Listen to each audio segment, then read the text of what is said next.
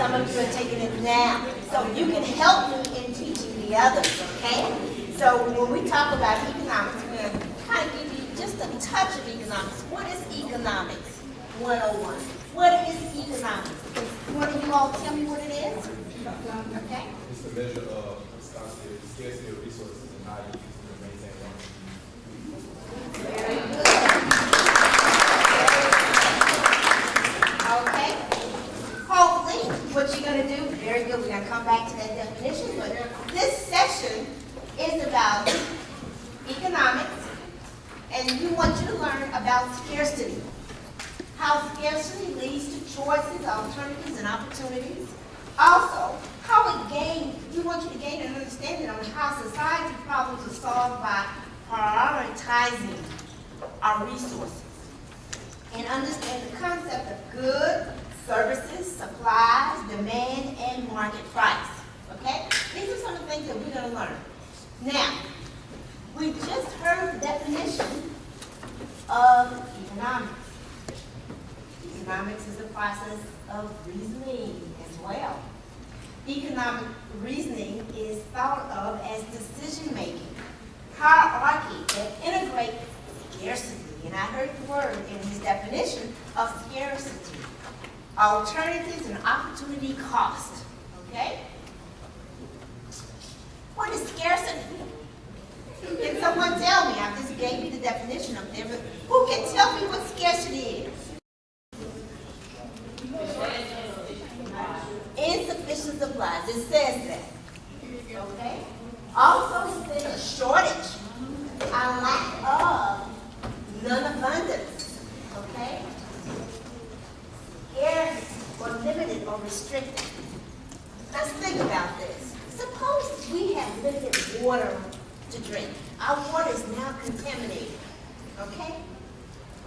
And we have to rely on just a little bit of water to survive. You know, we can last a long time without eating. But there's something that we cannot last without, and that's water. Is that correct? Within so many days, 14 days, we will die without water. But suppose if we don't have enough water, water becomes scarce, doesn't it? So let's think about this. What do? That means water is a resource. Is that correct? Okay. And we need water. And we don't have enough. We don't have abundance of water. What do? Let's think about this.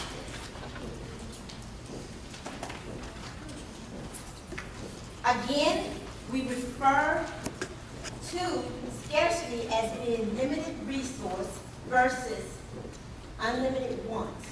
Now, we want water, right? We don't have enough to drink. Our wants or our desires are greater than our resources available to satisfy our wants. It is defined as a decision-making issue. We have a problem there. There are 3 levels of hierarchy of economic reasoning associated with scarcity. And I'm listing them here. One, we have to think about it, and we have to reason it out. Okay? Then we have to look at the cost-benefit analysis of it. Then, third, we have to make a decision about what are we going to do. Now, here is an example, a hierarchy of economic reasoning. Now, I tried to think, when I was thinking about this, how do I teach young people about economics, okay? So I tried to come up with some examples that you can relate to. Okay. Oh, y'all need one. Go ahead and pass it out. That's fine. You don't have to really take notes. We have things that already, these things are already for you. And you can download them and get them. So let's think about the car. We want a bicycle. I have a little 9-year-old that lives with me. And I've been telling him, if you do real good, he loves to read. He's been reading ever since he was 5. So he's in the 3rd grade now. So he decided, I have to read. I want to read real well. He likes that computer. So I'm saying, okay, you made a 76 on your reading. We know this is your good topic. Reading, you know how to read. So if you pull up that 76, we our goal is to get this bicycle. Okay? So we use the bicycle as our example, like this, with water. Should I buy this bicycle? These are the things that we rationalize in our mind. What should we do? We have to think about it. Reason. Should I buy this bicycle? How much does this bicycle really cost? Okay? Where can I keep this bicycle? How often will I ride this bicycle and where will I ride it to? Do I have enough money to buy the bicycle? Am I rich enough? Now, I have a 9-year-old who said, a 6-year-old said, oh, Nani, you're really rich. Now, these are not my children, but they're my niece, my niece and nephew. You're really rich. That's when she comes up to me with her big eyes and you're really, really rich. And I'm going, really, really rich? I'm not rich. But you got a checkbook. That's what she tells me. So I'm rich. She doesn't even know how much money is in there. So we think about these things. Do I have enough money to do this? Then we come back over to another level of reason. Well, we think the money to buy the bike, what else could I do with that bike? What else could I do with that money instead of buying that bike? Okay? This is part of our thinking. We think about alternatives. What else can I buy? Okay? I don't know where I will keep that bike. And our apartment is so small. Where would I store it? Can you see what I'm saying? We're reasoning things out. One, we want the bike, but then again, we think about the other alternatives. I can barely have enough free time to ride this bike. These are just some of the things that we go through when we talk about reasoning. High art. Then we think about the cost-benefit analysis of this. For example, I'd rather have a week this summer at camp instead of buying a bike. I don't think I have a bicycle. It's worth giving up of my spare time. Or is it worth giving up my spare time? Maybe I should buy the bike another time, maybe next year. And then we begin to make decisions. Decisions are made on personal and societal level. Key concepts such as demand, supplies, and money inflation are then analyzed. Decisions are made for what and how and for whom. So these are just a hierarchy of what we go through when we think about scarcity. Again, scarcity and opportunity cost. The single most important fact of economics is that scarcity exists universal.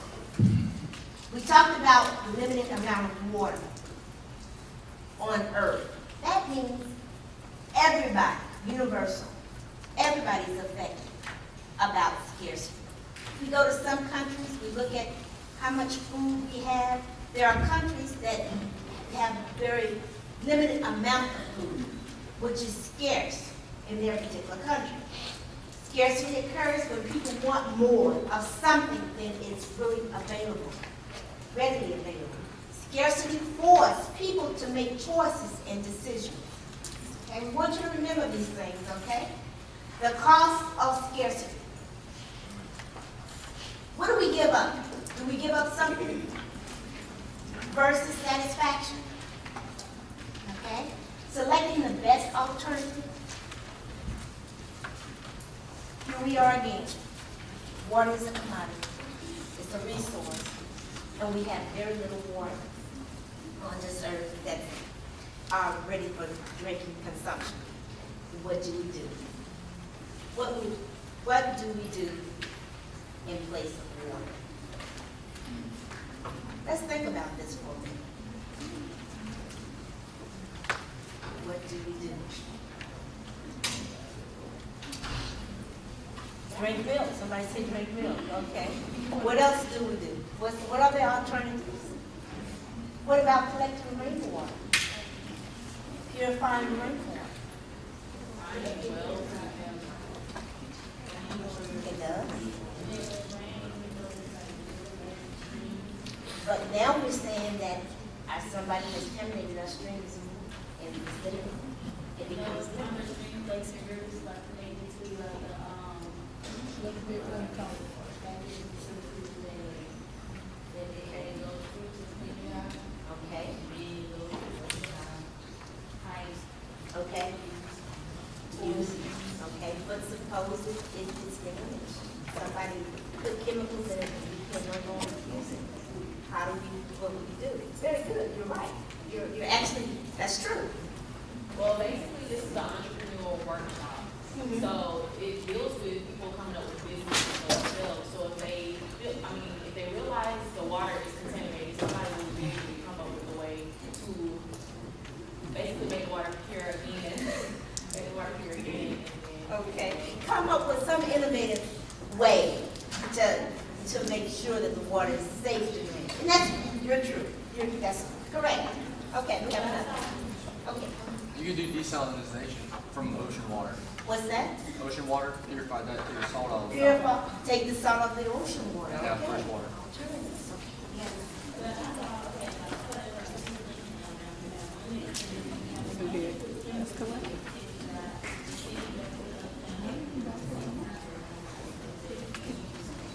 And that's true, but we gave a situation, I'm giving a situation, suppose if we have a terrorist coming, okay? And I'm serious, the United States is very concerned about it. Whether or not the terrorists come and they spray something over the United States, and it contaminates all the water supply, then the air will become a problem, and it becomes an issue, and it is scarcity. And we don't know how to solve it. We're not trying to solve it today, but that's something to think about. I'm trying to explain this because that's what scarcity is all about. We're going to later talk about, during the session, is about how do we identify opportunities. We're going to come back to scarcity because a lot of opportunities are developed out of out of need, okay? Because of a need. And that's where I'm leading you on. But you need to understand the economics of it, of why we are looking at scarcity, how you're going to come up with your business idea, okay?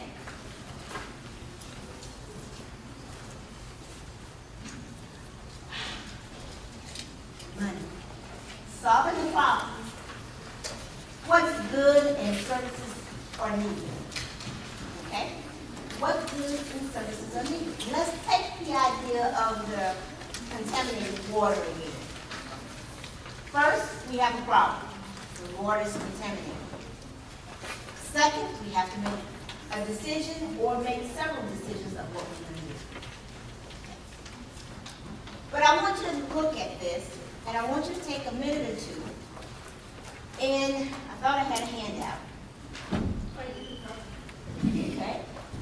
I don't know if it's here, but we can give this to you later. This is a handout.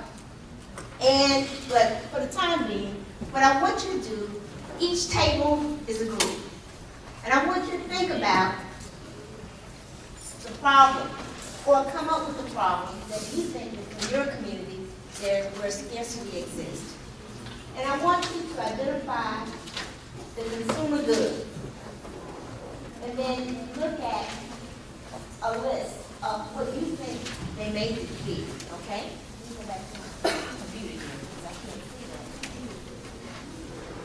that. It's consumer goods. Make a list of consumer goods that are needed, okay? And you don't have to use my situation about water. It can be just a problem that you think that's in your community that you need. I want you to make a list. How will these goods be produced? And for whom goods be produced for? Okay? Then on the other side, what government sector of goods? I want you to make a list that are needed. And then how will these goods be produced? And for whom? To produce an income distribution. Okay? Are you with me on this? Okay. I want you to come up with an issue. Something that's scarce in your community. For an example, is there a need for a park? in your community? Or is it a need for a place where teens can go and have fun? Okay, that's a good. I'm looking at goods. Think of a problem that's in your community. Make a list of them. Then what I want you to do is prioritize that and identify one thing you're going to work on as a group. Now, we're not going to be able to finish all of this at this session, but this may be a homework for tonight, okay? And we have the list for you to write on, okay? You just have to find it in a few minutes, okay? We want you to think about a problem, goods and services, whatever that may be to you. It's particular to your community and you want things that you need, okay? Because we're coming up and we're thinking about forming a business, okay? Just remember that. We're going to come back to this. Let's talk about supplies. Supply.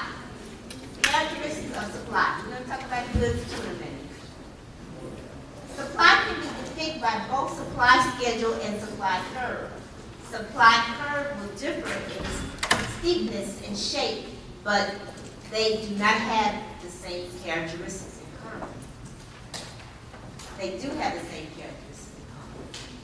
For a given period of time, more trends to be supplied, offered at a higher price than a lower price, and less will be offered at a lower price than a higher price. Characteristics of demand. Are these some of the things that we learned in school and economics? Okay. For those who have not taken the course, it's very important that you know something about demand. High prices cause people to buy what? They buy less. But when the price is low, what do? We buy more of something, right? And why do we buy more of something? Because it's cheap, and also because what?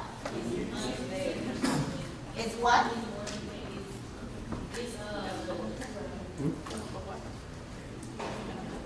Why do we buy things? You know, I'm really guilty of this. I see a sale. It's not really demand. It's not in demand, the price is low, okay? And sometimes being an entrepreneur, I call myself an entrepreneur, okay? All right, 'cause we run our own company, okay? We're entrepreneurs. But when I see a bargain, my God, I go to it. I don't care. Go to Walmart, okay? I see a shirt that's $5. I put that $5 back and do it real hard. Really, really hard. Because I think that for $5, normally I would have to pay $40 for a shirt or $25 for a shirt. And I can get how many shirts for $5? I can get 5 of those instead of 1 of them. So we tend to buy what more, okay? Because it costs less. And they also, the supply of that product is what? They have more of it. When I have a whole lot of product, a whole lot of supply and demand, have a whole lot of it, I'm trying to get rid of it, right? So I want to get rid of it, and I want to bring the price down low so people will buy it. Okay. You got me? Okay. Now, when you start thinking about your business, and we're going to ask you what kind of product you're going to be selling, I want you to think about that supply and demand. Okay, is it in demand? Is it a large supply of it? Is it a large supply of water? Okay? Back to my water situation. Is it contaminated? We have what? The supply of it is what? No. Very little water. Okay? So we have very low. So when it's low, what is our demand? And the price is what? It's costly. Okay, because the supply is low. When the supply is high, there you go. You got it. You got it. Okay. So thinking about business, we want you to think about the buying power. When people buy something and why they buy it. Okay, here we go again. There's 4 factors that influence the demand of goods at a various price. What is it? Taste. Remember I bought all those t-shirts at Walmart? It's by taste. My expectations, I can buy 5 instead of 1, right? The income, it was a real good price for me. Or if I decide to sell those shirts, just think, okay? The income I can bring from those shirts. The next is price of the other goods. Who is my competitors? How much are they selling that shirt for? The price of the good, okay? And then the other 2 factors determine the amount of products that will be produced. The cost of the product and the innovation. So, why would I buy all these t-shirts? I'm thinking it's hot in Houston, okay? I have a lot of t-shirts, and I'm getting it in a bargain. I can resell these t-shirts because it's event of the nation's hot, okay? I can resell them, okay? It's a good price. And think about the income I can make, okay? I can sell these things. Money and wealth. Real wealth of a society consists of goods and services, okay? Money is valuable. I used to run a program called, it's an entrepreneurship program that we used to, with smaller young people, okay? Younger, well not smaller, they're just younger in age. And it's called Mini Society. Have you ever heard of it? Mini Society. And basically what I would do is we would form a society. And when you form a society, you elect officers, a mayor, you understand what I'm saying? You elect the mayor of the city, you elect the council, and then also we looked at what kind of exchange we were going to do for the city. Wealth we were going to do. They were able to use marbles, stones, because wealth is what we trade with, right? Okay? So we look at money as an exchange value for something, right, in this society. But in many society, with the young elementary students, they came up with their own society and their own money, and what their definition of wealth would be. Here we say that real wealth in a society consists of goods and services from scarce resources, okay? Money is valuable as a medium of facilitating exchange. They use marbles to exchange. When they want to buy something, they would pull out the marbles and they would exchange. Money is an important part of economic activity. Money provides wealth only if one can exchange for goods and services. If we don't exchange goods and services for money, our money will use that. Have you ever been to another country? I have someone that's visiting me in Houston from one of the Caribbean islands. He told me last week that every dollar that he makes in the United States is 2.7% more in his country. I'm saying, well, 2.7, so every $1,000 that he makes is what? I hear you. Okay, 2,000, almost $2,500 more. You put the calculators. So he makes 1,000, sends it home, it's 25,000. I mean, it's 2,500. Okay? Just think about that. Okay? In his country. Now we go to another country, like Mexico. They have their own currency. Is that correct? They have their own currency. And a lot of countries have their own currency. So our dollar may be inflated or deflated, depending on where we go in this world, in this country. Okay? So, we have money. We have exchange. But suppose, I've been reading a whole lot about our economy. Some people believe that our money is not going to be even not even gonna be valuable soon. And then people will start buying what? Gold. Gold is gonna be more valuable. Then our money then becomes what? Deflated, right? And then it doesn't buy anything. So we may have to have gold pieces, gold coins, gold bullions, okay? So, in our exchange of goods and services, and why do we start business? We start business for profit, right?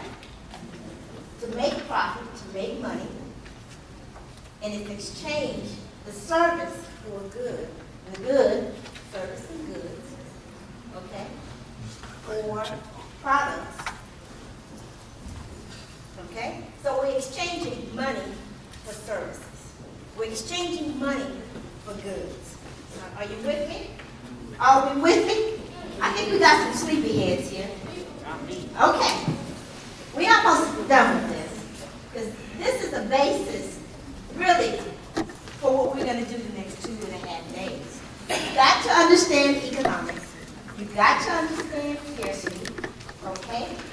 And you've got to understand goods and services, okay? Scarcity exists in every society, okay? Water may not be the issue or the problem. There may be another issue or problem that you, in your community, are facing. Scarcity means limited resources versus unlimited wants. Okay? One must consider the alternative, the opportunity cost, and the benefit cost of that want. We want something, but what is it going to cost me to get it? Okay? When demand at a higher price, less of the goods will be demand. In demand. When good costs at a lower price, cause people to what? To buy more. Okay? The discipline of economics is abundantly empowered with stimulating ideas with the application of real life and real issues. Basically what I mean here is that businesses are developed on real life and real issues. We want you to begin to think about what kind of business ideas, what is it that's in your community that you can do to help solve a problem for business, okay? Okay. That's the main lesson on economics 101. Okay. Do we want to take a break? Yeah. Okay. Let's take a break and we're going to come back. Okay. Let's take about 5 minutes.